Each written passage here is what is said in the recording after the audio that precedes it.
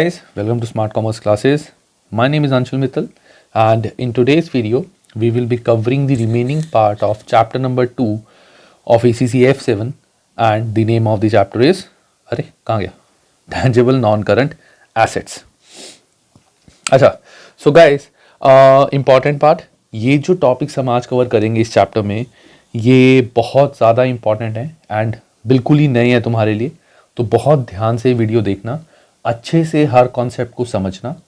अगर किसी कॉन्सेप्ट में तुम्हें कोई डाउट आता है, आई वुड से एक बार रिवाइंड करके दोबारा से वो पार्ट देख लो, बट तुम्हें इन कॉन्सेप्ट्स को बहुत ही अच्छे से समझना है। ये छोटे छोटे कॉन्सेप्ट हैं, बिल्कुल छोटे छोटे से।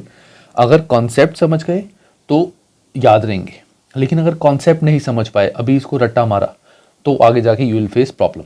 ठीक है, तो बहुत ध्यान से सुनना। जैसे अभी तक हमने गवर्नमेंट ग्रांट्स के बारे में पढ़ा था, है ना, तो ऐसे ही बोरिंग कॉस्ट आता है। अब बोरिंग कॉस्ट का मतलब क्या होता है? Borrowing cost is simply interest. एक सेकेंड गाइस, मैं थोड़ा सा इसको पेन लाइट कर लूं। So borrowing cost means interest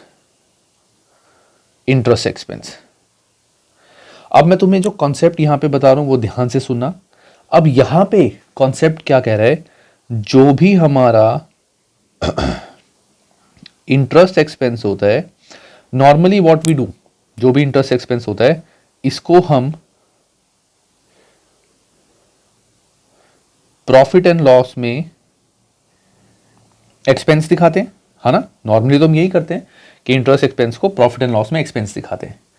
but यहां से तुम्हें पता चलेगा कि इंटरेस्ट एक्सपेंस को भी we can add in the cost of asset. Interest expense को भी हम एसेट की कॉस्ट में ऐड कर सकते हैं। अब वो कौन सा इंटरेस्ट है, कैसे है, उसके बारे में अभी तुम्हें कोई अजम्पशन नहीं लगानी। ये मत सोचना कि सर इंटरेस्ट हो सकता है हमने अगर प्रॉपर्टी लोन पे ली हो तो लोन पे जो हमने इंटरेस्ट पे करा है उसको एसेट में की कॉस्ट में ऐड करो, या जो भी, मतलब मुझे नहीं पता तुम क्या सोच रहे हो, बट सोचना है ही नहीं। मैं बताऊंगा तुम्हें एग्जैक्टली तुम्हें क्या सोचना है। ठीक है, तो अभी बिल्कुल मत सोचो, जस्ट एक चीज लगा लो, नॉर्मली इंटरेस्ट को हम एक्सपेंस दिखाते हैं, बट यहां से हमें पता चलेगा कि हम इंटरेस्ट एक्सपेंस को एसेट की कॉस्ट में भी ऐड कर सकते हैं। ठीक है, तो वो कौन सा इंटरेस्ट होता है पहले मैं तुम्हें प्रैक्टिकली बता देता हूं, उसके बाद फिर इस कॉन्सेप्ट को समझेंगे। तो गाइस ध्यान से देखना। Let's say 1st April 2019, this is 31st March 2020। ठीक है, अब लेट्स से फॉर एग्जाम्पल मैंने इस डेट को, दिस इज 1st June 2019, इस डेट को मैंने started construction of a building after taking loan from bank. मतलब मैंने 1st जून को बैंक से लोन लिया और बैंक से लोन लेके मैंने बिल्डिंग की कंस्ट्रक्शन स्टार्ट कर दी। इससे क्या समझ आया कि बिल्डिंग बनी नहीं है, मैंने बनी बनाई बिल्डिंग नहीं खरीदी है, मैंने बिल्डिंग की कंस्ट्रक्शन स्टार्ट कर दी। ठीक है, और सपोज ये जो बिल्डिंग मेरी है ये कंप्लीट होती है 31st दिसंबर 2019 को, मतलब इस साल के एंड में, लेट्स से हमारा 7 महीने में ये बिल्डिंग कंस्ट्रक्ट हो जाती है। ठीक है, अब ये मत सोचना कोई 7 महीने में कौन सी बिल्डिंग बन जाती है, ये सब इतना डिटेल में मत सोचो, जस्ट सोचो कि बिल्डिंग थी, 7 महीने में हमारी बिल्डिंग बन गई। ठीक है, अब पॉइंट इज यहां पे building is completed and ready to be used। ये बिल्डिंग कंप्लीट हो गई और रेडी टू बी यूज है इस डेट को। अब पॉइंट ये है, मैंने बैंक से लोन इस डेट को लिया था। ठीक है, तो दैट मीन्स अगर लोन इस डेट को लिया है, मैंने यहां से यहां तक का इंटरेस्ट भी पे किया होगा और मैंने यहां से यहां तक का भी इंटरेस्ट पे किया होगा। गाइस एक चीज याद रखना, in this chapter we are only talking about interest, not principal. अब जब भी हम लोन रीपे करते हैं, जैसे मैंने अगर 1 लाख का लोन लिया था, तो 1 लाख के लोन पे लेट्स से मेरी 10 डिफरेंट इंस्टॉलमेंट्स हैं, तो पहली इंस्टॉलमेंट 10,000 की होगी, लेकिन उसके साथ साथ इस पे लेट्स से 2,000 का इंटरेस्ट भी होगा, ठीक है। EMI 12,000 की होगी, जिसमें 10,000 प्रिंसिपल है, 2,000 इंटरेस्ट, जस्ट एन एग्जाम्पल। तो मैं इस इंटरेस्ट की बात कर रहा हूं, इस प्रिंसिपल की बात नहीं कर रहा, ठीक है। कि जो भी तुम्हारा इंटरेस्ट एक्सपेंस है, एक तो स्टार्टेड ऑफ कंस्ट्रक्शन से लेके बिल्डिंग के बनने तक का इंटरेस्ट होगा, और बिल्डिंग के बनने के बाद जो तुम पेमेंट करते रहोगे रीपेमेंट की, वो वाला इंटरेस्ट होगा, ठीक है। अब पॉइंट ये है, as per international accounting standard 23 वो एक चीज बोलता है कि हम ये वाला जो इंटरेस्ट है, जो हमने जब एसेट को बनाना स्टार्ट किया था उस दिन से लेके जब तक एसेट बना है, ये वाला जो इंटरेस्ट है, इस इंटरेस्ट को हम एसेट की कॉस्ट में ऐड करेंगे। ये वाला जो हमारा इंटरेस्ट है, जो हमने लोन लेने से नहीं, वी आर नॉट आस्किंग के लोन कब से लिया है, जो भी इंटरेस्ट हमने पे किया है, अगर हमने लोन लिया है एसेट के कंस्ट्रक्शन की स्टार्टिंग से जब तक एसेट बनता है, इस पीरियड का जो लोन है, ये वाला जो है, ये वाला सारा लोन, इस इंटरेस्ट को हम एसेट की कॉस्ट में ऐड कर सकते हैं, ठीक है। अब पॉइंट ये है कि इससे जो पहले वाला इंटरेस्ट है और इसके बाद वाला इंटरेस्ट है, इसका क्या होगा। अब तुम बोलोगे सर इससे पहले कैसे इंटरेस्ट आ गया, लोन तो हमने इस डेट को लिए। हो सकता है भाई कि हमने लोन इस डेट को ना लेके यहां लोन ले लिया, कंस्ट्रक्शन यहां से स्टार्ट की है, लेकिन हो सकता है लोन पहले ले लिया हो, 1 महीने बाद कंस्ट्रक्शन स्टार्ट की हो। सो सिंपल सा कॉन्सेप्ट जो तुम्हें याद रखना है, this topic is simple, just understanding. तुम चाहो तो इस पार्ट को अपनी बुक में भी बना लेना।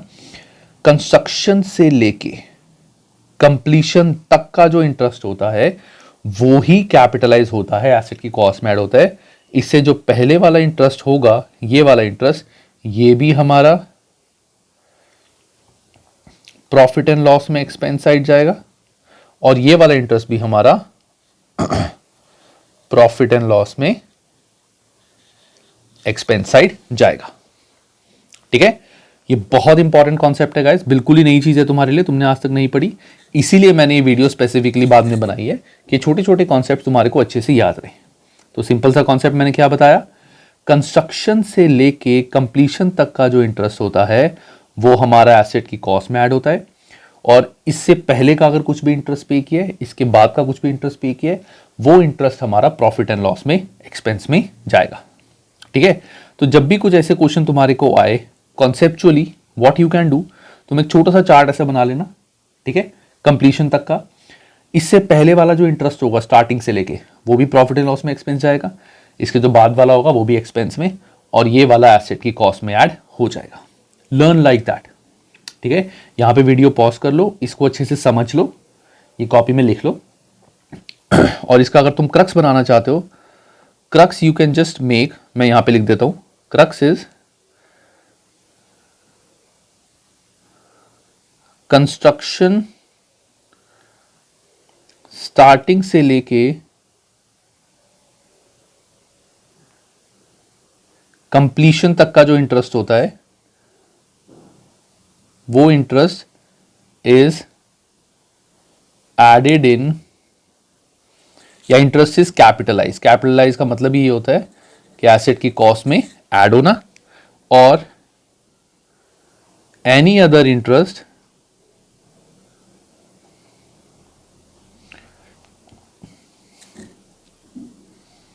shown as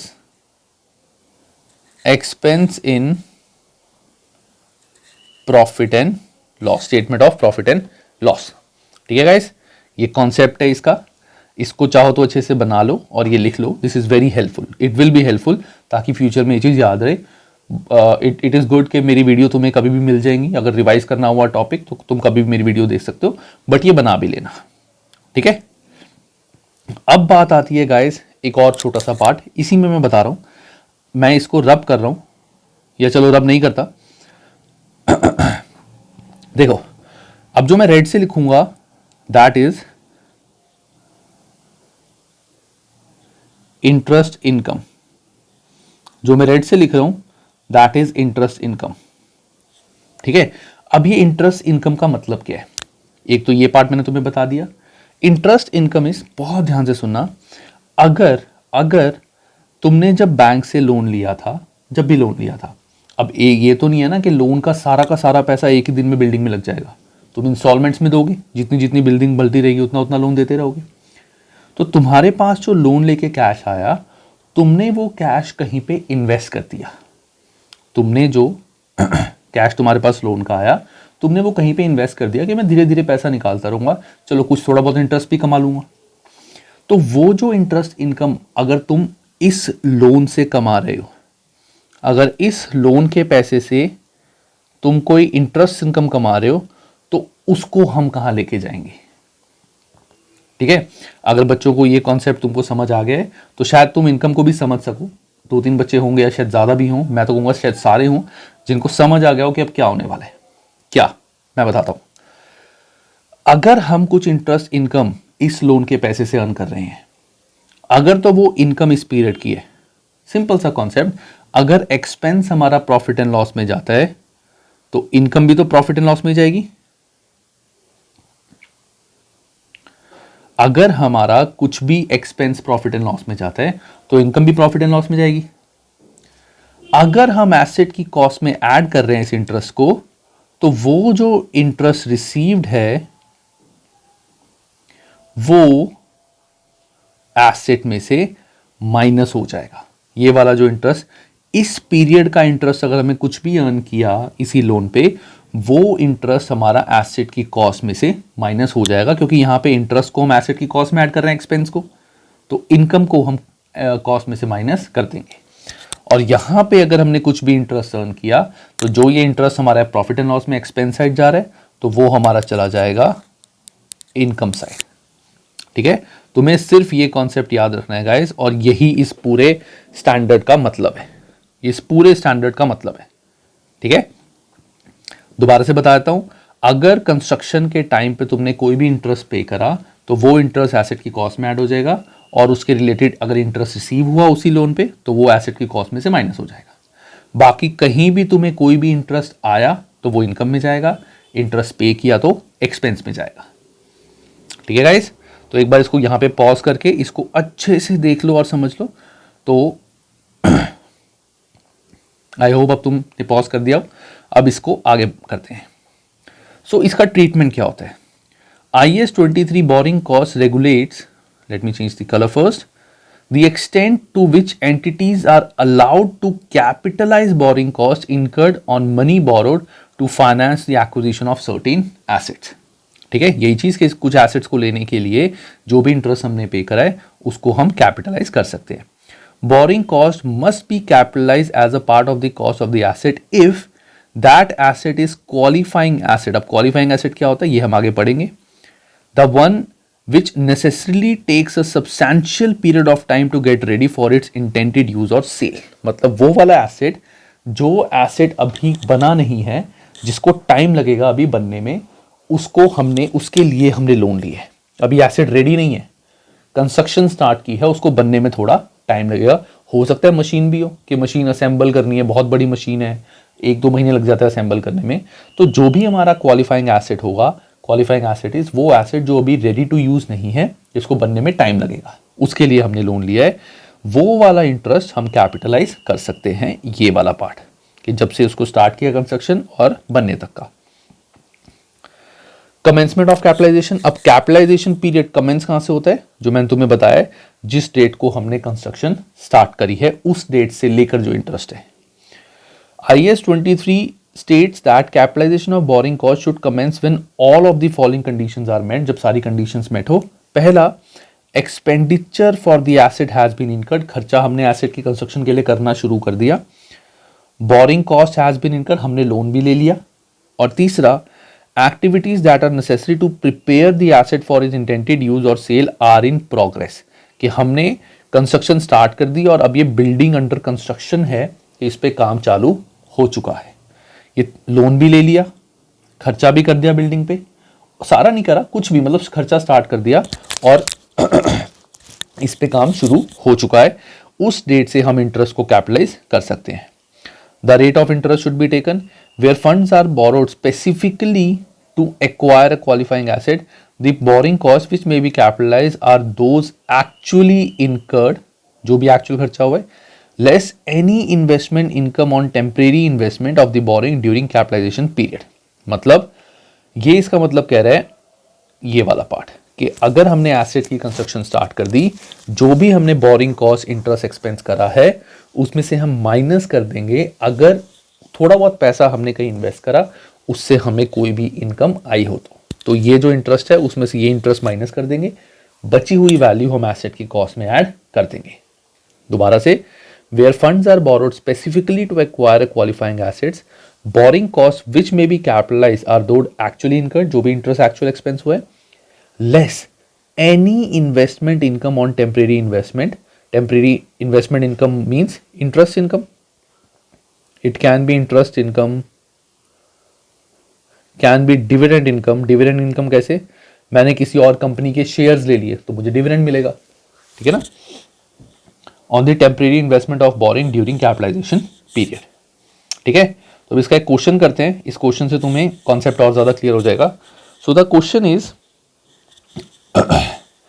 Grimtown took out a $10 million 6% loan on 1st January। इसने 1st January को लोन लिया to build a new football stadium।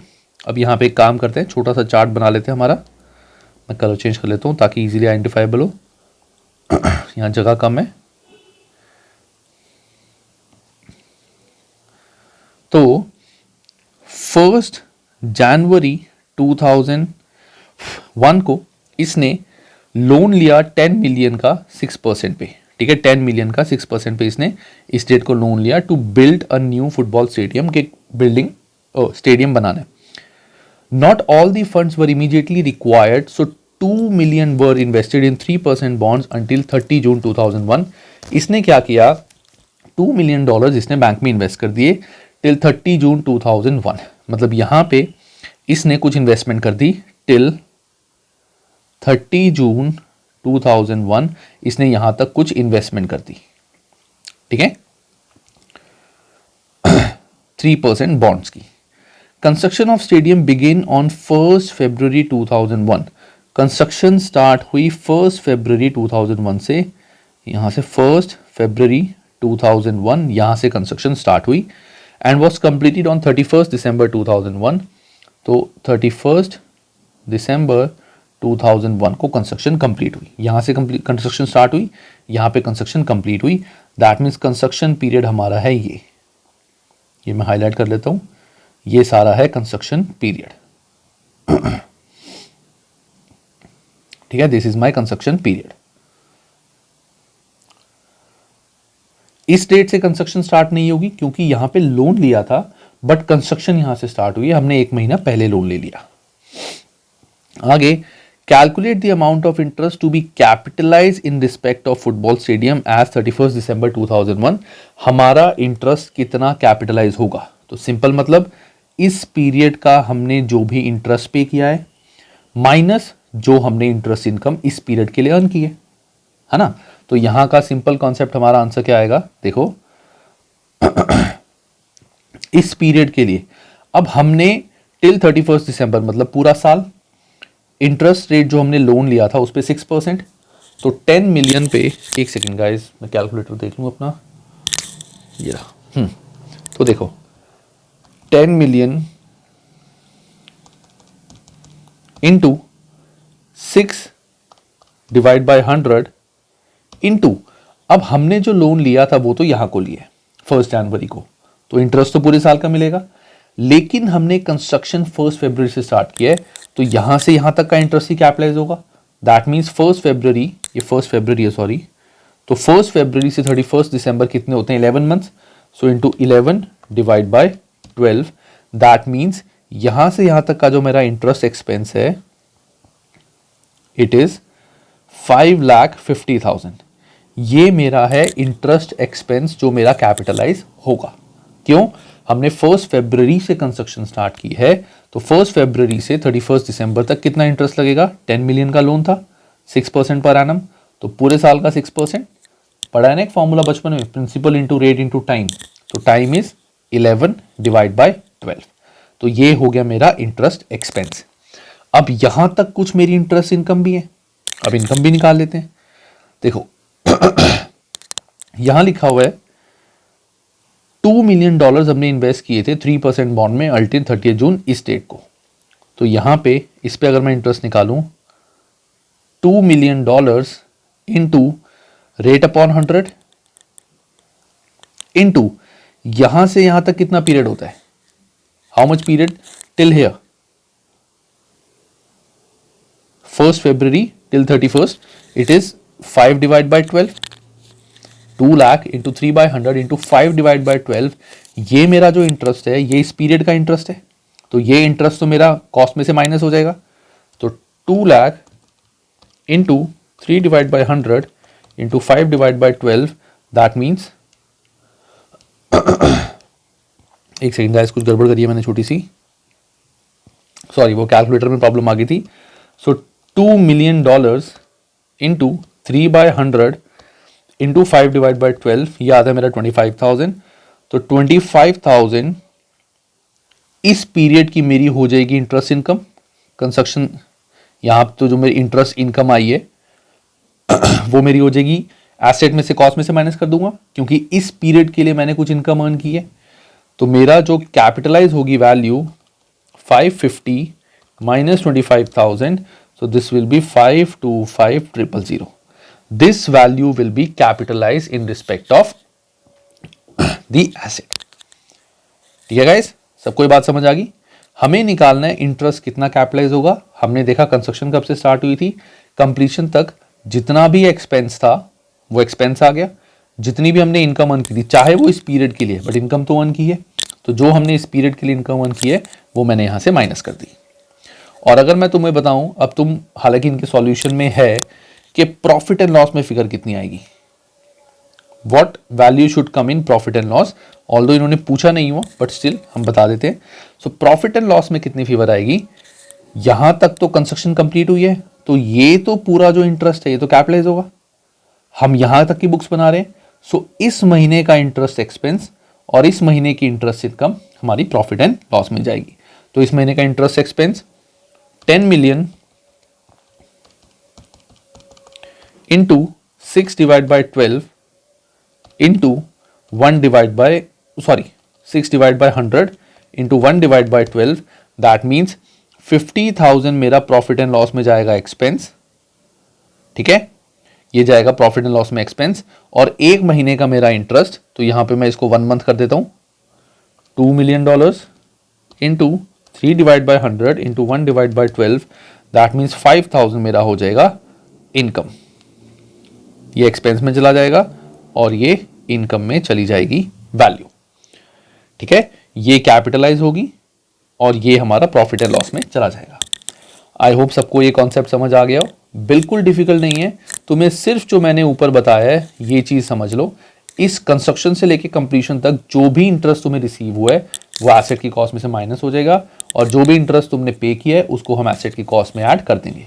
इससे पहले और बाद का सारा इंटरेस्ट प्रॉफिट एंड लॉस में जाएगा। ठीक है गाइस, सो ये हमारा आता है that is borrowing cost according to IAS 23 international accounting standard. इसको कॉपी में लिख लेना।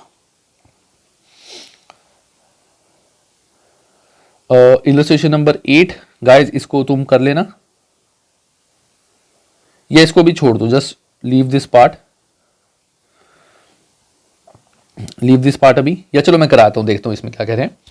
Where funds for the project are taken from general borrowings, हमने जो फंड्स लिए हैं वो general borrowings, the weighted average cost of general borrowing is taken, मतलब हमने जैसे पर्सनल लोन लिया था बैंक से 1 करोड़ रुपीस का, या अगर फॉरेन करेंसी में बात करें $10 मिलियन का मैंने पर्सनल लोन लिया था। ठीक है, इस पर्सनल लोन में से, मैं ये एग्जांपल नहीं ले रहा हूं, वैसे इस पर्सनल लोन में से मैंने 8 मिलियन जो है वो कंस्ट्रक्शन में लगाया है और 2 मिलियन किसी और पर्पस के लिए लगाया है। 8 मिलियन मैंने कंस्ट्रक्शन के लिए लगाया है और 2 मिलियन किसी और पर्पस के लिए लगाया है। तो उसमें से कितना हमारा एक तरह से क्या बेसिकली बोरिंग कॉस्ट हम कैलकुलेट करेंगे इस केस में, या चलो यहां से सॉल्यूशन देख लेते हैं एक बार, इसको अभी स्किप कर देते हैं क्योंकि मुझे भी खुद देखना पड़ेगा इन्होंने किस तरह से कैलकुलेशन करी है। सो गाइस बेसिकली ये कह रहा है, देखो, if an entity had 10 million 6% loan and 2 million 8% loan, ये इसने दो अलग अलग लोन लिए हुए थे, ठीक है, कंस्ट्रक्शन के लिए नहीं है, दो अलग अलग लोन लिए हुए हैं, ठीक है। The weighted average cost of borrowing, अब इसका मतलब क्या है, अगर इसने दो अलग अलग लोन लिए हुए हैं जिसपे इंटरेस्ट रेट भी अलग है, तो इसने जो कंस्ट्रक्शन पे अमाउंट लगाया है, अब कैश तुम्हारे पास ये रखा हुआ है, तुम्हें तो नहीं पता ना इसमें से कितना कैश है वो 6% वाला है, कितना कैश है 8% वाला है। तुमने तो दो अलग अलग इंटरेस्ट रेट पे लोन ले लिए और सिंपली तुमने क्या किया, उसी टोटल में से तुमने एसेट बनाना शुरू कर दिया। तो इस केस में हम कैलकुलेशन हमारी बिल्कुल एग्जैक्टली जो यहां थी वही रहेगी, लेकिन इंटरेस्ट रेट कौन सा लेंगे, अब हमें तो पता नहीं ना इंटरेस्ट रेट 6% या 8% होगा, तो हम एक वेटेड एवरेज इंटरेस्ट निकाल लेंगे। ये हमने बहुत बार पढ़ा हुआ है F2 में। Weighted average 10 into 6, 10 into 6, 2 into 8, तो 60, 16 दैट इज 76, तो this divide by total of weight, this divide by total 12, तो 76 डिवाइड बाय 12, ये जो हमारी वैल्यू आएगी दिस इज 6.33% के इतने परसेंट हम एक इफेक्टिव रेट मान लेंगे। ये हमारा कॉमन रेट हो गया। तो जितना भी पैसा हमारा कंस्ट्रक्शन में लगा है, the amount to be capitalize would be amount spend on asset, asset पे जितना भी पैसा लगाया है, 12 मिलियन लगाया है, 4 मिलियन लगाया है, 6 मिलियन, जितना भी लगाया है इंटू 6.33% पर एनम, ये हम इंटरेस्ट रेट ले लेंगे। क्योंकि यहां पे अगर दो अलग अलग लोन लिए थे, हमें नहीं पता था कि इसमें से कौन सा पैसा बिल्डिंग में लगा है, दिस इज जनरल लोन्स, तो हमने एक वेटेड एवरेज निकाल लिया और वेटेड एवरेज निकाल के हमने एक कॉमन रेट निकाल दिया कि 6.33% is the weighted average interest, और जो भी हमने कंस्ट्रक्शन पे पैसे लगाए हैं उसको 6.33 से मल्टीप्लाई करके हम अपनी कैपिटलाइजेशन वैल्यू निकाल लेंगे। ठीक है, सिंपल, इसमें कुछ भी खास नहीं था। अब आता है सेसेशन ऑफ कैपिटलाइजेशन। तो सेसेशन का बेसिकली गाइस मतलब होता है कि हमने किस किस केसेस में हम अपने इंटरेस्ट को कैपिटलाइज करना बंद कर देंगे, मतलब कैपिटलाइजेशन की जगह हम इसको सीधा प्रॉफिट एंड लॉस में शो करेंगे। ठीक है, किस केस में आके हम अपने इंटरेस्ट को कैपिटलाइज करना बंद कर देंगे। तो सिंपल सी बात तो ये, जब हमारा एसेट कंप्लीट हो जाएगा उस दिन के बाद से हम इंटरेस्ट को कैपिटलाइज करना बंद कर देंगे। दूसरा, अगर हमारी कंस्ट्रक्शन सस्पेंड हो गई due to like industrial dispute और नेचुरल कैलामिटी और एनीथिंग, अगर कंस्ट्रक्शन बीच में बंद हो गई, काम नहीं होगा, तब भी हम उस इंटरेस्ट को प्रॉफिट एंड लॉस में दिखाएंगे, कैपिटलाइज नहीं करेंगे, क्योंकि एसेट तो बना ही नहीं। जब कंप्लीट हो गया या एसेट बीच में ही रुक गया, उस डेट को हम अपने इंटरेस्ट को कैपिटलाइज करना बंद कर देंगे। अब पॉइंट इज, ये कॉन्सेप्ट तो हम ऑलरेडी पढ़ चुके हैं। तुम सोचो, यहां तुमने कंस्ट्रक्शन स्टार्ट की थी, तुमने सोचा था यहां खत्म हो जाएगी, इधर आके सस्पेंड होगी, तो तुम्हारे माइंड में शायद आ रहा होगा, सर इसका मतलब जो ये वाला इंटरेस्ट है इसको तो हम कैपिटलाइज कर ही सकते हैं ना, क्योंकि यहां तक तो कंस्ट्रक्शन हुई थी, यहां पे आके कंस्ट्रक्शन बंद होगी। गाइस, हम जब कंस्ट्रक्शन ही सस्पेंड हो गई, दैट मीन्स हमारे बैलेंस शीट में कोई एसेट ही नहीं आएगा। जब एसेट ही नहीं बना हमारा, तो एसेट तो बैलेंस शीट में आएगा ही नहीं, और जब एसेट बैलेंस शीट में नहीं आएगा, इट मीन्स ये इंटरेस्ट को भी हम बैलेंस शीट में नहीं दिखाएंगे। अगर सस्पेंड हो गया तो कोई भी इंटरेस्ट हमारा कैपिटलाइज नहीं हुआ, क्योंकि एसेट ही नहीं बना। ठीक है, अब नीचे वाली इलस्ट्रेशन करते हैं, टेस्ट और अंडरस्टैंडिंग जल्दी से। On 1 January 2005, Senisco began to construct a supermarket which had an estimate useful life of 40 years. It purchased the site for 25 million. The construction of the building cost was 9 million. The fixtures and fitting cost on 6 million. 1 जनवरी को उसने construction start कर दी थी। The construction of the supermart was completed on 30th September 2005 and it was bought to use on 1 January 2006. Construction यहाँ पे होगी और यहाँ पे हमने इसको बॉट टू यूज करा, यहां पे यूज स्टार्ट करा, बट यहां कंस्ट्रक्शन कंप्लीट हो चुकी है। ठीक है, आगे सेंस्को बॉट 40 मिलियन ऑन 1 जनवरी 2005, उसने जिस दिन कंस्ट्रक्शन स्टार्ट की थी उसी दिन बैंक से लोन लिया था। The loan carried interest rate of 10% per annum which was repaid on 30 जून 2016। अगले साल 2016 में वो लोन रीपे हुआ है। तो मैं छोटा सा चार्ट बना लेता हूं अपना, ये तो बनाना जरूरी है। तो 1 जनवरी 15 को हमने कंस्ट्रक्शन भी स्टार्ट कर दी और लोन भी ले लिया। कंस्ट्रक्शन कंप्लीट होगी हमारी 30 सितंबर 15 को हमारी कंस्ट्रक्शन कंप्लीट हो गई। हमने यूज भले ही बाद में कराओ, यूज हमने 1 जनवरी 16 को कराओ, यहां से यूज स्टार्ट किया, बट हमें कंस्ट्रक्शन देखनी है कब पूरी कंप्लीट हो जाए कि this is bought to use. ठीक है, बॉट टू यूज का मतलब बेसिकली क्या है, इंटेंटेड टू यूज, कि यहां पे ये यूज हो सकती थी, इन्होंने लेट यूज किया, इट डज नॉट मैटर। और हमने लोन रीपे किया बाद में कभी।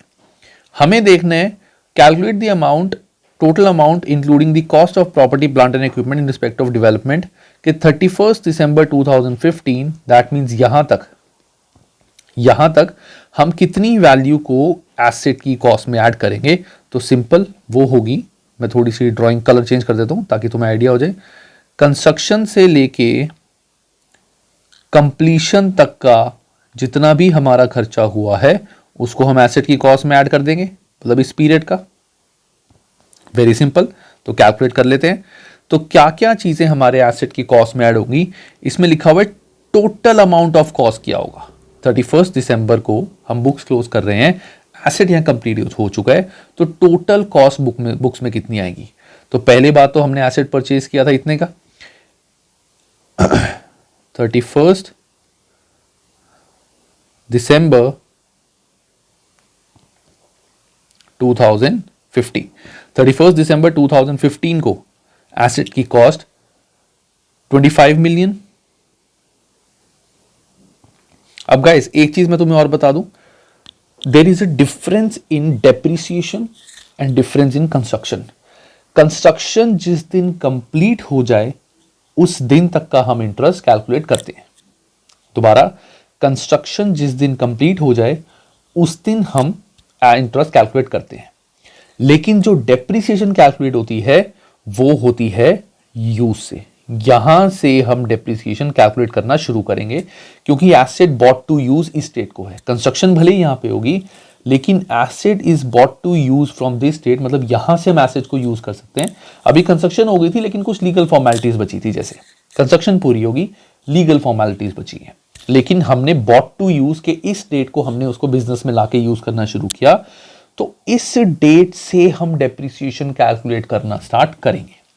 ठीक है, ये याद रखना गाइस, डेप्रिसिएशन कैलकुलेट होती है यूज डेट से और इंटरेस्ट कैलकुलेट होता है जब कंस्ट्रक्शन कंप्लीट हो जाए। ठीक है, बेसिकली इंटेंडेड टू यूज से डेप्रिसिएशन स्टार्ट होती है। हमें बुक्स बनानी है यहां तक। तो पहली बात, यहां तक तो कोई देखा जाए अगर यहीं पे एसिड यूज हो जाता, ध्यान से सुनना गाइस, अगर यहीं पे एसिड यूज हो जाता तो हमें इस पीरियड की डेप्रिसिएशन भी कैलकुलेट करनी पड़ती प्रो रेट, है ना। लेकिन बॉट टू यूज बाद में है, तो इसीलिए हम इस पीरियड की डेप्रिसिएशन कैलकुलेट नहीं करेंगे। इसलिए मैंने टोटल कॉस्ट लिखी है पूरी 25 मिलियन की। टोटल कॉस्ट थी 25 मिलियन, बिल्डिंग बनी थी 9 मिलियन में, फिक्सचर्स आए थे 6 मिलियन में। ये सारा बिल्डिंग को बनाने का खर्चा है, और ये तो हमारा हो जाएगा नॉर्मल कंस्ट्रक्शन का खर्चा। अब आता है इंटरेस्ट कैलकुलेशन, तो 40 million into rate upon 100 into 1 जनवरी को हमने लोन लिया और 30 सितंबर को कंस्ट्रक्शन कंप्लीट होगी। That means January to September is 9 months, so 9 divided by 12, so 40 million into 10 divided by 100 into 9 divided by 12, so this is 3 million. So 3 million ये भी मेरी कॉस्ट में ऐड हो जाएगा, कैपिटलाइज हो जाएगा इंटरेस्ट। हमें सिर्फ ये बताना है गाइस यहाँ पे कि कितनी मेरी एसेट की वैल्यू आएगी। यहां कुछ नहीं बोला हुआ कि प्रॉफिट एंड लॉस में कितना इंटरेस्ट आएगा। तो हो सकता है ये वाला इंटरेस्ट प्रॉफिट एंड लॉस में जाए, बट हमें वो नहीं निकालना। हमें सिर्फ ये बताना है एसेट की कॉस्ट कितनी आएगी, जितना उस पर डायरेक्ट खर्चा हुआ है प्लस जितना इंटरेस्ट इस पीरियड का हमने कैपिटलाइज किया है। सो 25 million plus 9 million plus 6 million plus 3 million. So this is 43 million. So 43 million would be the cost of asset जो मेरी बुक्स में शो होगी. This is your answer. ठीक है गाइस, आई होप सबको ये समझ आ गया. बिल्कुल मुश्किल नहीं है, सिंपल कॉन्सेप्चुअल है. ठीक है, डाउट हो किसी को तो एक दो बार देख लेना. अब यहां पे तुम बोलोगे कि सर इंटरेस्ट को माइनस क्यों नहीं किया. गाइस ये इंटरेस्ट इनकम नहीं है, this is interest expense. Expense को हम माइनस कर, एक्सपेंस को इंटरेस्ट को हम ऐड करते हैं. अगर हमें इंटरेस्ट इनकम होती तो हम उसको यहां से माइनस करते.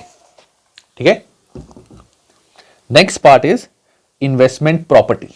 अब इन्वेस्टमेंट प्रॉपर्टी क्या होती है guys. So investment properties guys ये भी एक नई चीज है, तो इसको भी ध्यान से पढ़ना. अच्छी बात, इसके अंदर कैलकुलेशन बहुत खतरनाक नहीं है, बहुत सिंपल है. ये कॉन्सेप्चुअल है, समझने वाला है सारा.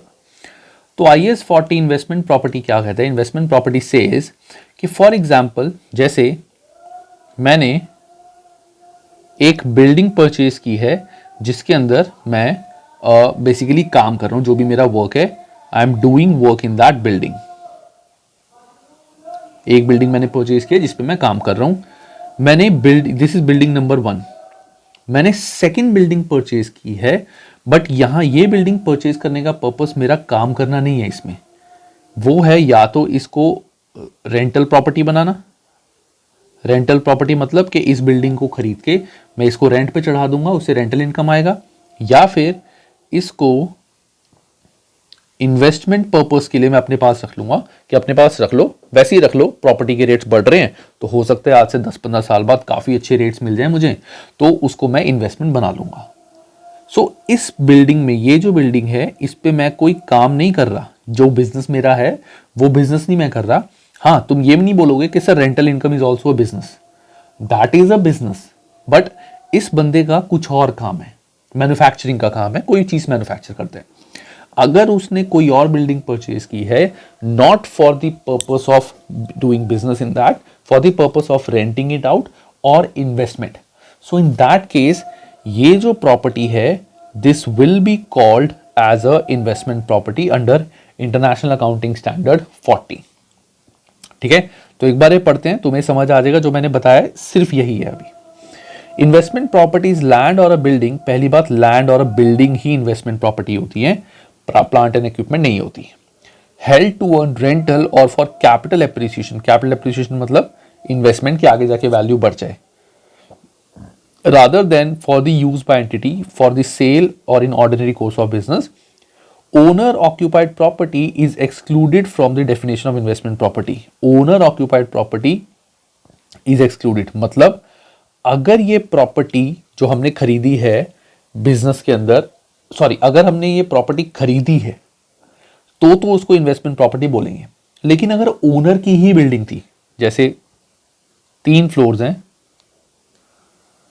ओनर के नाम पे बिल्डिंग है, ये पहले से ही इसमें 2 पे बिजनेस कर रहा है, एक में वो उसने रेंट पे दे दी, then it will not be called as investment property.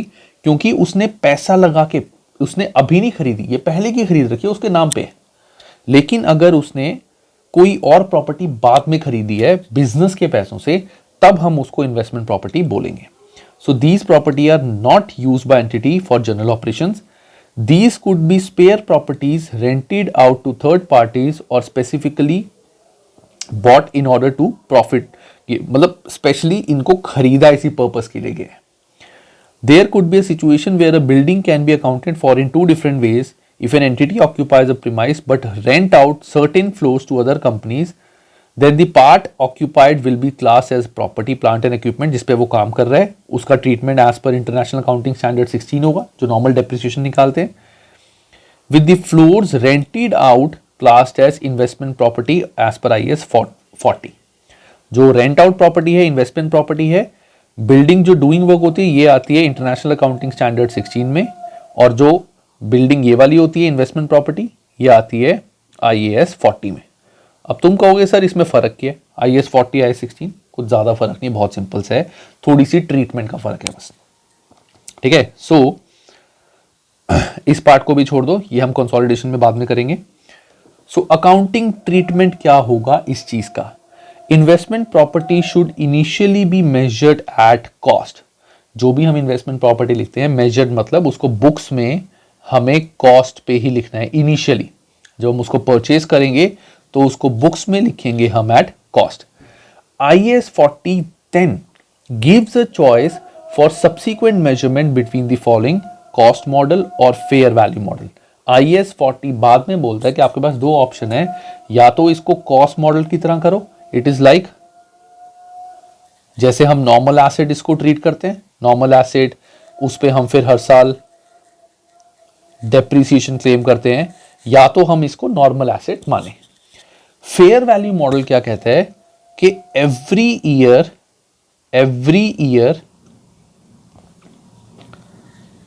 Change value of asset to its fair value. Fair value मतलब मार्केट वैल्यू। हर साल खत्म हुआ, साल बाद देखा उस एसेट की मार्केट वैल्यू क्या है, फेयर वैल्यू क्या है, वो जो भी वैल्यू है उस वैल्यू पे हमने एसेट को लिख दिया, ठीक है। और इस पे जो भी प्रॉफिट या लॉस हुआ एनी, या चलो वो नीचे कवर्ड ही है, तो अगर हमने एसेट को हर साल या तो उस पे नॉर्मल लिख के उस पे डेप्रिसिएशन क्लेम कर रहे हैं, या फिर जो उससे इनकम आएगी वो इनकम तो हमारी इनकम में जाएगी, that is a different thing कि जो उससे कमाई हो रही है, लेकिन उसको हम एसेट को बुक्स में कैसे शो करेंगे। और फेयर वैल्यू मॉडल ये कहता है कि हर साल हम उस एसेट की वैल्यू चेंज करते रहेंगे depending upon the fair value in the market, ठीक है। तो once the model is chosen it must be use for all investment properties. अगर हमने कोई मॉडल चूज किया है तो सारी प्रॉपर्टीज पे हमें वही मेथड लगाना पड़ेगा। So cost model, under this model ये तो हमें पता ही है, जैसे हम नॉर्मली डेप्रिसिएशन पहले हमने ऊपर सारा पढ़ा है वही। फेयर वैल्यू मॉडल क्या कहता है, under the fair value model the asset is revalued to fair value at the end of each year. हर साल फेयर वैल्यू में जाएगा। एनी गेन और loss is shown directly in statement of profit and loss account, not other comprehensive income। मतलब अगर asset हमारा जब हमने परचेज किया था उसकी बुक वैल्यू थी 1 लाख, और जब अगला साल शुरू हुआ इसकी बुक वैल्यू होगी 120, तो हमने बुक्स में लिखा 120, दैट मीन्स 20,000 का हमें प्रॉफिट हो गया। ये जो 20,000 का प्रॉफिट हुआ है इसको हम शो करेंगे प्रॉफिट एंड लॉस में एज इनकम।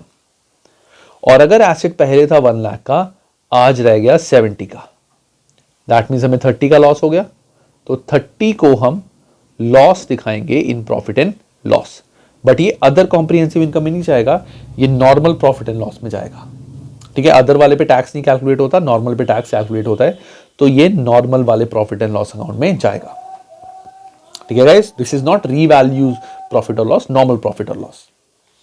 आई होप गाइस सबको ये बात समझ आ गया हो कि अगर जो भी हम फेयर वैल्यू मॉडल में दिखाते हैं तो एसेट जो भी हर साल फेयर वैल्यू है उस पे लिखेंगे बुक्स में, फायदा हुआ तो प्रॉफिट, लॉस हुआ तो loss.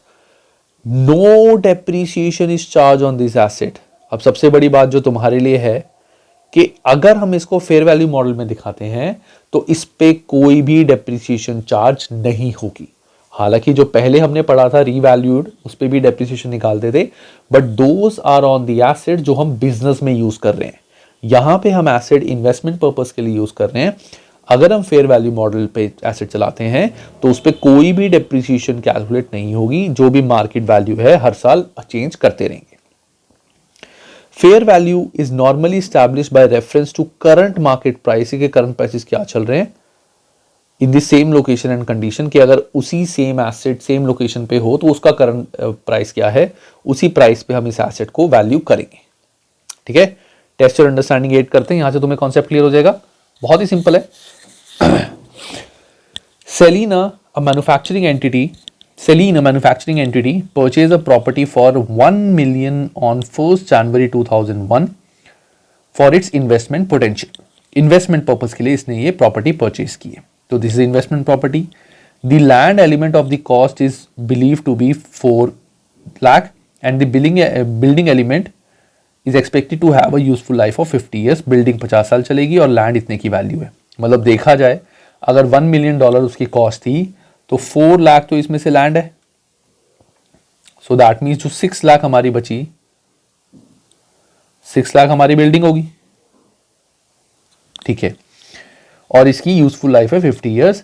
Eight 31 December the local property indices suggest that fair value of the property has risen to 1.1 million.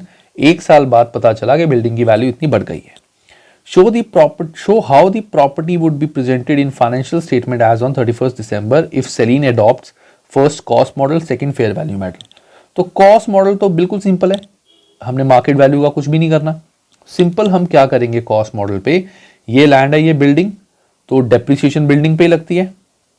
तो 6 lakh divided by useful life 50, तो 6 divide by 50, so this is 12,000। सो 12,000 मेरी होगी डेप्रिसिएशन। तो पहले साल के एंड में मैं बुक्स में क्या लिखूंगा, कॉस्ट मेरी आ जाएगी total 1 million less accumulated depreciation 12,000। तो मेरी जो कैरिंग अमाउंट या रिटर्न डाउन वैल्यू आ गया that is 1 million minus 12,000, this is 988,000। ये वैल्यू मेरी आ गई कॉस्ट मॉडल से। नॉर्मल जैसे हम डेप्रिसिएशन निकालते हैं, इसका कोई पर्पस नहीं है। डेप्रिसिएशन तुम सोच रहे होगे सर 50 को मैंने 1 मिलियन से क्यों नहीं डिवाइड किया, सॉरी 1 मिलियन को 50 से क्यों नहीं डिवाइड किया, 6 को क्यों किए, क्योंकि 1 मिलियन में लैंड भी है और लैंड पे डेप्रिसिएशन कैलकुलेट नहीं होती, तो बिल्डिंग पे ही डेप्रिसिएशन कैलकुलेट होगी। तो इसलिए बिल्डिंग पे मैंने डेप्रिसिएशन निकाल के इसी कैरिंग अमाउंट निकाल दी। This is the first part. अब फेयर वैल्यू मॉडल में क्या होगा, फेयर वैल्यू मॉडल में हमें कोई डेप्रिसिएशन डिप्रिसिएशन कुछ नहीं देखनी। तो पहले साल के एंड में हमारा एसेट की वैल्यू अब इंक्रीज हो गई है, तो हमारी जो बुक्स में वैल्यू आएगी यानी फाइनेंशियल स्टेटमेंट में वो आएगी 1.1 मिलियन, ये तो आएगी फाइनेंशियल स्टेटमेंट में। और प्रॉफिट एंड लॉस में मैं 1 लाख की जो वैल्यू बढ़ी थी इसको अपनी इनकम दिखा दूंगा। सिंपल, इसको मैं इनकम दिखा दूंगा कि मेरी एसेट की वैल्यू बढ़ी है और ये मेरी फाइनेंशियल स्टेटमेंट में आ जाएगी। यहां पे ये वैल्यू मेरी आएगी फाइनेंशियल स्टेटमेंट में और जो ये डेप्रीसिएशन थी ये मेरी आ जाएगी प्रॉफिट एंड लॉस में एज एक्सपेंस। ये फाइनेंशियल पोजीशन में आ जाएगी और ये प्रॉफिट एंड लॉस में आ जाएगी। ये फाइनेंशियल पोजीशन में इतनी और प्रॉफिट एंड लॉस में इतनी। बहुत ही सिंपल, कुछ ज़्यादा था ही नहीं इसमें, था क्या इसमें, बहुत सिंपल अंडरस्टैंडिंग। फेयर वैल्यू में कुछ नहीं करना, कोई डेप्रिसिएशन नहीं लगेगी, मार्केट रेट पे दिखा देंगे, फायदा हो गया तो प्रॉफिट, नुकसान हो गया तो लॉस। नेक्स्ट पार्ट गाइस जल्दी से करते हैं, आई थिंक इसके बाद चैप्टर खत्म। अरे वाह, यस चैप्टर खत्म इसके बाद। सो नेक्स्ट पार्ट इज, हाँ गाइस अब ये वाला पार्ट करते हैं। ये देखने में थोड़ा सा कंफ्यूजिंग है बट मैं तुम्हें बता दूं ये यहां पे डिवाइड हो रहा है 2 में, ठीक है। अब इसका मतलब क्या, ध्यान से देखना। ये क्या रहा है, तुम्हारा एक नॉर्मल प्रॉपर्टी थी जिस पे तुम काम कर रहे थे, एक normal property plant and equipment थी जिसको तुम नॉर्मल यूज कर रहे थे, जिस पे तुम काम कर रहे थे। हुआ क्या, जैसे ये बिल्डिंग थी, तुम इस तीनों फ्लोर्स में काम कर रहे हो। अभी पता चला, तुमने कहा कि यार ये जो फ्लोर है इस पे जो मशीन्स हैं हम वो सारी नीचे शिफ्ट कर लेते हैं, इसको हम रेंट पे दे देते हैं। पहले तीनों पे काम हो रहा था but later on you decided कि इसमें से एक फ्लोर को हम रेंट पे दे देते हैं, इट वुड बी बेटर, थोड़ी इनकम और आ जाएगी क्योंकि ये मशीनरी नीचे भी लग जाएगी। तो दैट मीन्स तुमने क्या किया, एक नॉर्मल प्रॉपर्टी को इन्वेस्टमेंट प्रॉपर्टी बना दिया। तो ये होता है, ये वाला जो पार्ट है that means normal to investment, कि नॉर्मल प्रॉपर्टी को तुमने इन्वेस्टमेंट प्रॉपर्टी बना दिया। तो उस केस में ट्रीटमेंट क्या होगा। So if an asset is transferred from a property plant and equipment to investment property and fair value model of investment property is used, investment property में फेयर वैल्यू मॉडल यूज कर रहे हैं। तो यहां पे क्या करेंगे, सबसे पहले तो the asset must first be revalued at international accounting standard 16। That means जिस दिन हम इस एसेट को इन्वेस्टमेंट प्रॉपर्टी बनाएंगे उस दिन हम इसकी फेयर मार्केट वैल्यू निकालेंगे और फेयर मार्केट वैल्यू निकालने के बाद हम इसको ट्रांसफर कर देंगे इन्वेस्टमेंट प्रॉपर्टी में। मतलब जिस दिन हमने इसको इन्वेस्टमेंट प्रॉपर्टी बनाने का सोचा उस डेट की, जैसे यहां पे करा, उस डेट की फेयर मार्केट वैल्यू निकाल लेंगे जो हम रीवैल्यूएशन सरप्लस में करते हैं। फिर अगर हमारा प्रॉफिट या लॉस हुआ इस डेट तक का तो उसको हम रीवैल्यूएशन प्रॉफिट या लॉस में दिखाएंगे। जिस डेट को हमने एसेट को ट्रांसफर किया उसकी फेयर मार्केट वैल्यू पे बुक्स में दिखाया और देन अभी तक का जो भी प्रॉफिट या लॉस हुआ था उसको रीवैल्यूएशन प्रॉफिट या लॉस दिखाएंगे इन अदर कॉम्प्रिहेंसिव इनकम, मैं थोड़ा बड़ा करके लिख देता हूं, जो भी प्रॉफिट या लॉस होगा ऑन रीवैल्यूएशन वो हम शो करेंगे, जो पहले डेप्रिसिएशन के पार्ट में हमने करा था अदर कॉम्प्रिहेंसिव इनकम में। ठीक है, अदर कॉम्प्रिहेंसिव इनकम में हम उसको शो करेंगे, और इसके बाद जब जब वैल्यू चेंज होती रहेगी उसको हम नॉर्मल प्रॉफिट में दिखाते रहेंगे। ठीक है, तो जिस दिन हमने आगे रेंट पे डाला उस डेट तक की रिवैल्यूएशन करेंगे, रिवैल्यूएशन करने के बाद इस डेट तक की रिवैल्यूएशन को जो भी प्रॉफिट लॉस हुआ है वो अदर कॉम्प्रिहेंसिव में जाएगा, और उसके बाद हर साल इसकी जो भी वैल्यू चेंज होती रहेगी जैसा हमने पहले पढ़ा था वैसा हम शो करते रहेंगे। वैल्यू बढ़ी तो प्रॉफिट, कम हुई तो लॉस। अगर इस एसेट को मैं कॉस्ट मॉडल में दिखाता हूं कि मैंने इसको रेंट पे चढ़ा दिया और कॉस्ट मॉडल फॉलो कर रहा हूं, कुछ नहीं करना, सिंपल एसेट को ट्रांसफर कर देंगे जो भी करंट कैरिंग अमाउंट चल रहा है हमारा, यानी एसेट माइनस डेप्रिसिएशन, और उसको आगे भी डेप्रिशिएट करते रहेंगे। अगर हमारा कॉस्ट मॉडल हम फॉलो करेंगे, हमें कुछ भी चेंज नहीं करना, हम उसको आगे उसी रेट पे डेप्रिशिएट करते रहेंगे। लेकिन अगर हम फेयर वैल्यू मॉडल करेंगे तो हमें एसेट को रीवैल्यू करना पड़ेगा। ठीक है, अगर नॉर्मल टू इन्वेस्टमेंट है, अगर हम नॉर्मल टू इन्वेस्टमेंट में आ रहे हैं, नॉर्मल में तो डेप्रिसिएशन ऐसे ही कैलकुलेट होती है, तो जिस डेट को हम कैरिंग अमाउंट से कंपेयर करेंगे उसकी मार्केट वैल्यू और देन रिवैल्यूएशन प्रॉफिट, और आगे जैसा हमने ऊपर पढ़ा था। अगर कॉस्ट मॉडल फॉलो कर रहे हैं तो कॉस्ट मॉडल के अंदर वेरी सिंपल, कॉस्ट में हम डेप्रिशिएट जैसे कर रहे थे वैसे करते रहेंगे। ठीक है, अब आता है नेक्स्ट पार्ट। अगर किसी एसेट को इन्वेस्टमेंट से मैं नॉर्मल में लेके आऊं, इन्वेस्टमेंट प्रॉपर्टी से नॉर्मल प्रॉपर्टी में ट्रांसफर कर दूं कि पहले मैंने उसको रेंट पे दिया हुआ था, अब उल्टा हो गया, मैंने उसको बिजनेस के अंदर ही लगा दिया। If an asset is transferred from investment property to normal property and fair value model of investment is used, हमने पहले इन्वेस्टमेंट के टाइम पे फेयर वैल्यू यूज किया था, हम क्या करेंगे, सेम एसेट को रीवैल्यू करेंगे as per IAS 40।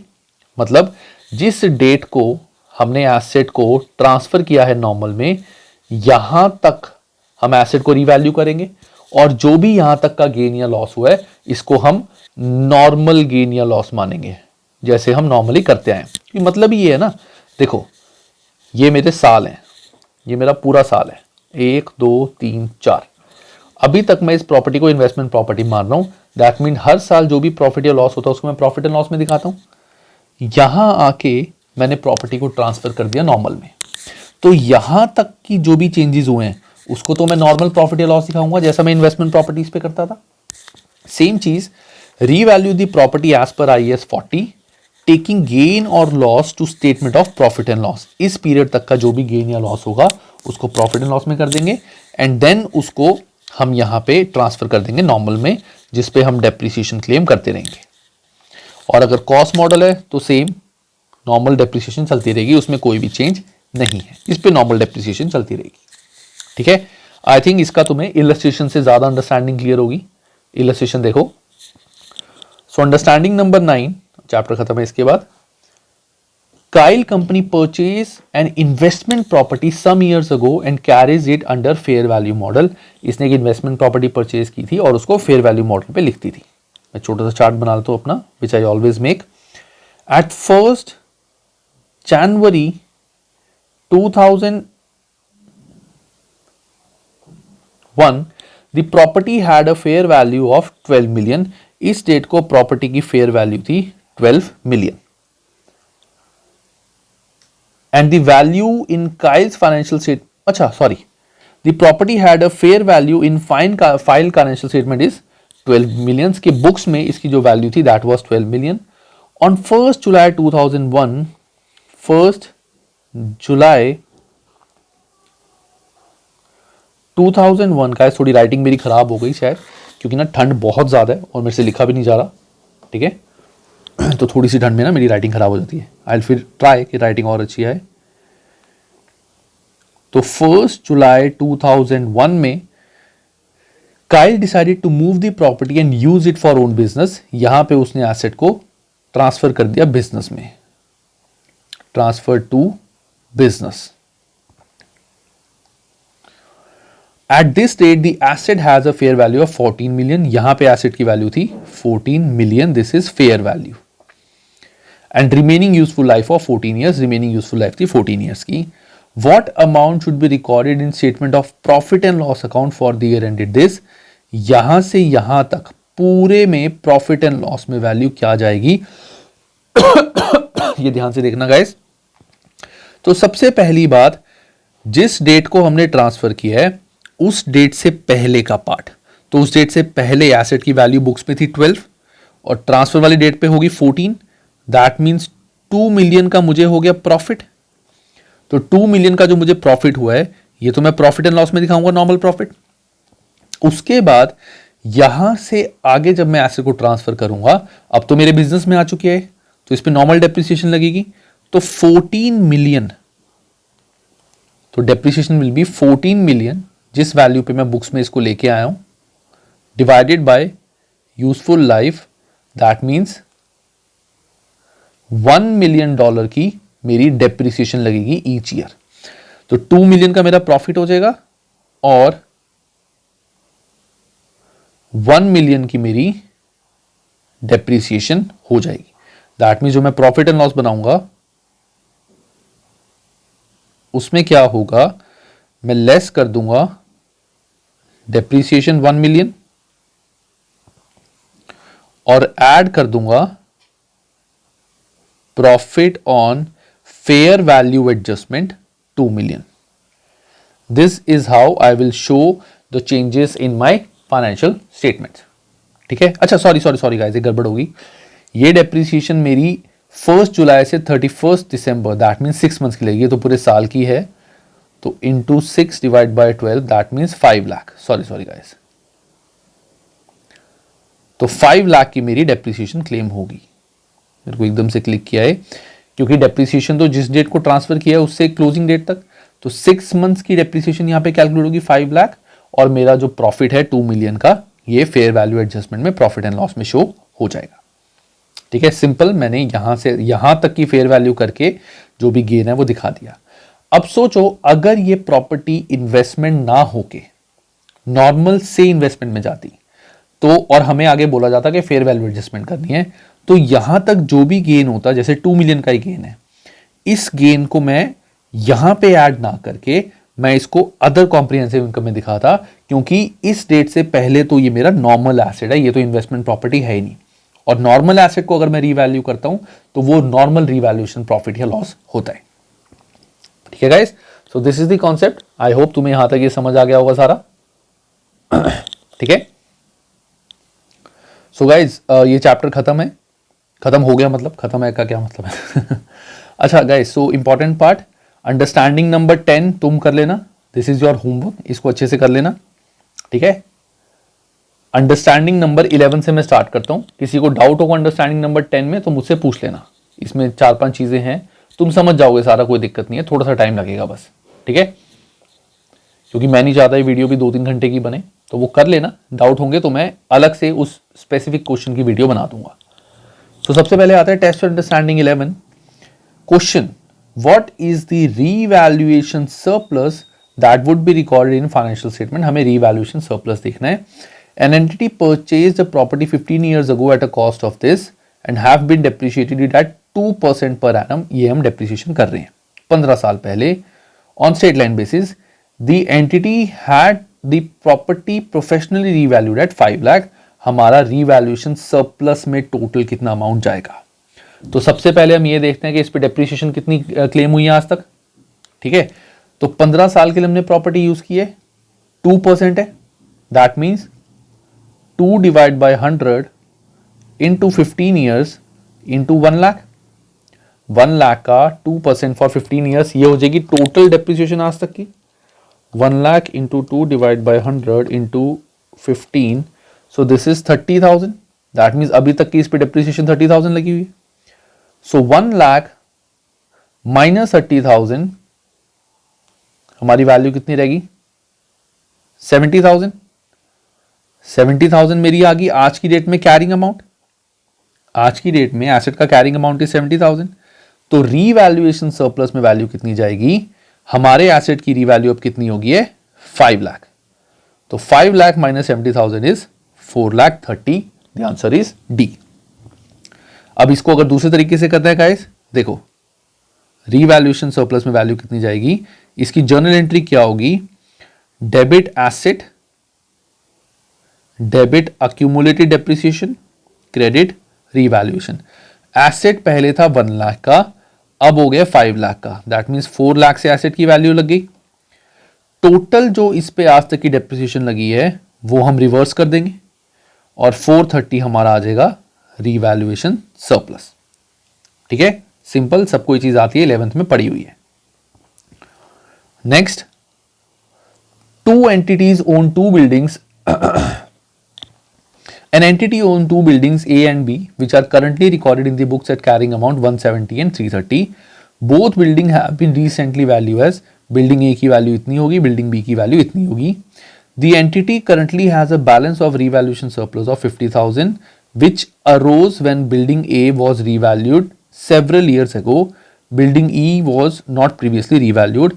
What double entry will need to be recorded in the revaluations of building A and building B? अब देखो, building B की वैल्यू आज की डेट में 330, अब होगी 250. दैट मीन्स तुम्हारा कितना लॉस हो गया इसमें, 80 का. बिल्डिंग बी में तुम्हारा लॉस कितना है, 80 का. और बिल्डिंग ए आज की डेट में थी 170 और यहां पे होगी 4 लाख. दैट मीन्स 230 का तुम्हारा प्रॉफिट है, ये है प्रॉफिट और ये है लॉस. ठीक है, दिस इज रीवैल्यूएशन लॉस. अब द पॉइंट इज, हमें जो इसकी जर्नल एंट्री करनी है अब इसकी अगर हम कंबाइन एंट्री करें तो गाइस देखो, इसकी कंबाइन एंट्री क्या होगी, बहुत सिंपल है. हमें इस पार्ट का कुछ नहीं करना. ये जो रीवैल्यूएशन सरप्लस पहले का होता है, ये तो डेप्रिसिएशन और सेल के टाइम पे यूज होता है. This amount is use at the time of depreciation और सेल. अब रीवैल्यूएशन का मेरा प्रॉफिट है 230, that means credit revaluation profit 230. Revaluation का लॉस है 80, सो डेबिट कर दूंगा लॉस. रीवैल्यूएशन लॉस 80 और बैलेंस जो मेरा बचा डेबिट साइड पे, that will be non current asset 230 minus 80, so 1,50,000. So it's very simple. उस 50 का मुझे कुछ भी नहीं करना क्योंकि अभी मैंने ना तो एसेट को सेल किया है. हाय गाइस, एक्चुअली मेरे को बीच में कॉल आ गया था तो इस वजह से वीडियो पॉज करनी पड़ी. हाँ, so let's do the third question. On 1st April, this slow and steady company held non-current asset at a cost of this and accumulated depreciation this. During the year ended 31st March 2001, slow and steady company disposed of non-current assets which has originally cost this and had a carrying amount of this. Okay. Slow and steady company policies to charge depreciation at 40% on reducing balance method. Reducing balance method मतलब written down value method पे वो depreciation calculate करते हैं. With no depreciation charge in the year of disposal, कि जिस साल asset को cell किया है उस साल उस एसेट पे कोई डेप्रिसिएशन कैलकुलेट नहीं करनी. जिस साल एसेट को सेल किया है उस साल एसेट पे कोई भी डेप्रिसिएशन कैलकुलेट नहीं करनी. दैट मीन्स इस पूरे साल में 1 अप्रैल 2001 से 1 अप्रैल 2000 से 31 मार्च 2001 तक हमें सेल जो एसेट करा है इस पे कोई भी डेप्रिसिएशन कैलकुलेट नहीं करनी.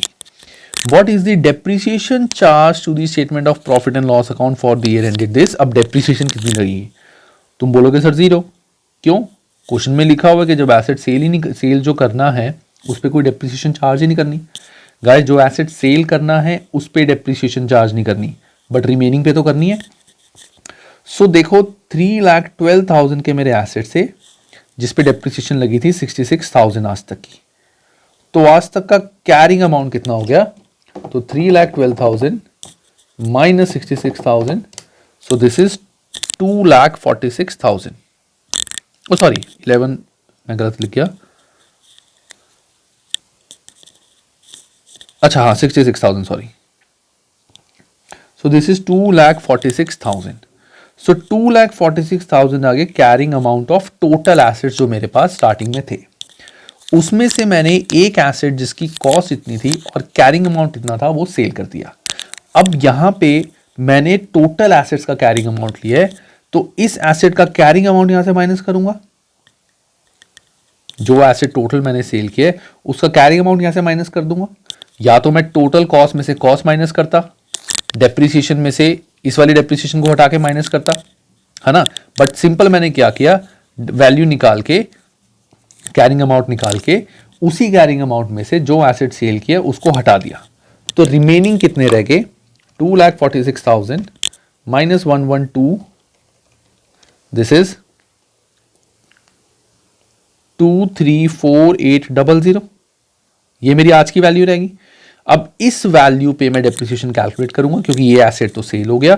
तो 234,800 इंटू 40%, क्योंकि रिटन डाउन वैल्यू मेथड है तो जो भी कैरिंग अमाउंट होता है उस पे हम डेप्रिसिएशन कैलकुलेट करते हैं, into 40 divide by 100, that means 93,920 will be the rate of, will be the depreciation that I will charge.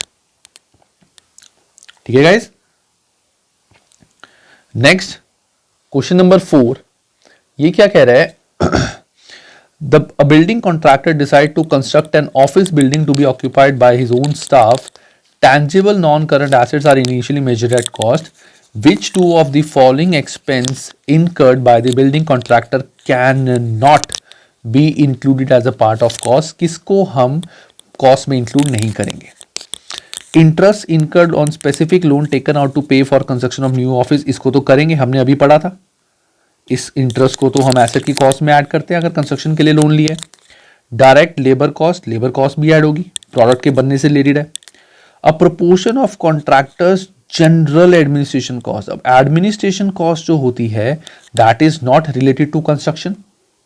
Administration cost is not related to construction, that means C को मैं cost में include नहीं करूंगा। D, hire a plant and machinery for use on office building site, office building site के लिए मैंने एक plant and machinery purchase की थी, लाइक जैसे सामान चढ़ाने की एंड कुछ, तो एसेट को बनाने से रिलेटेड है ये, तो ये भी इंक्लूड होगी। Additional design work caused by initial design errors, हमने जब प्रॉपर्टी बना ली उसके बाद, अब यहां पे एक कॉन्सेप्ट क्या है, डिजाइन कब होता है, प्रॉपर्टी बनने के बाद। अब प्रॉपर्टी जब बन गई, बनने के बाद सब कुछ हो गया, तब हमें पता चला कि कुछ डिजाइनिंग प्रॉब्लम हो गई थी इसमें।